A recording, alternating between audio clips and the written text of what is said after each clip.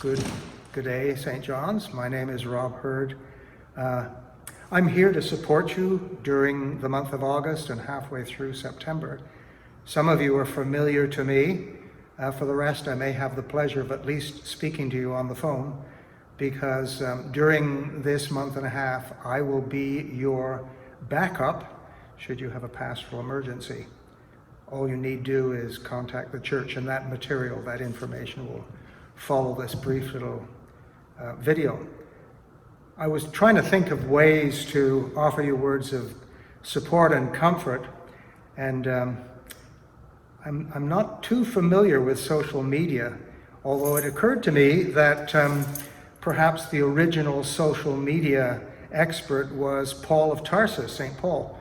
He was dealing with brand new communities who were struggling in difficult times, just as we are, and he wrote letters. Well, he didn't have this video, but he certainly had letters. So maybe you could read through him during the month of August and into September to get a sort of a handle on how he did that and how we, by extension, may reach out to each other.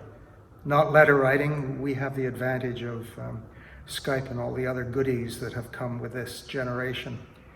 The other thing I thought I'd do during this month and a half is give you a couple of reflections on another early Christian, fellow called Matthew, who we believe was the leader of a church community in Antioch. And he was facing the issue of trying to encourage his people during times of trial and crisis. He had all the same elements that we do today. Hunger, of course, being one of them, isolation being another one, political misbehavior. I needn't say a whole lot more about that, but those were the issues that they faced, and how to be community under those circumstances. So I wanted to look at Matthew very briefly over the next month and a half.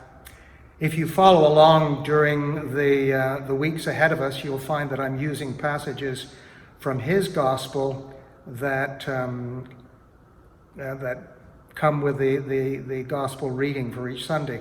And this week, what we have before us, although it has many, many layers to it, is a story about a feeding of 5,000.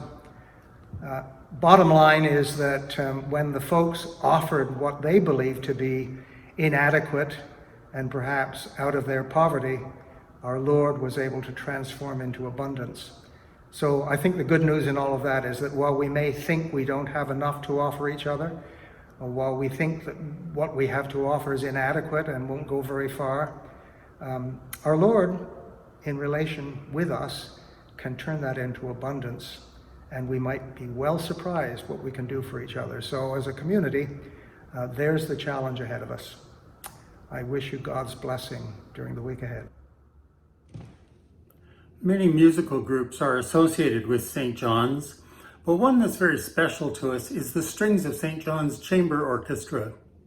This is a community-based orchestra who takes their name from the fact that they rehearse and perform at St. John's. Twice a year, our choir joins with the Strings of St. John's to present seasonal concerts in December and around Easter.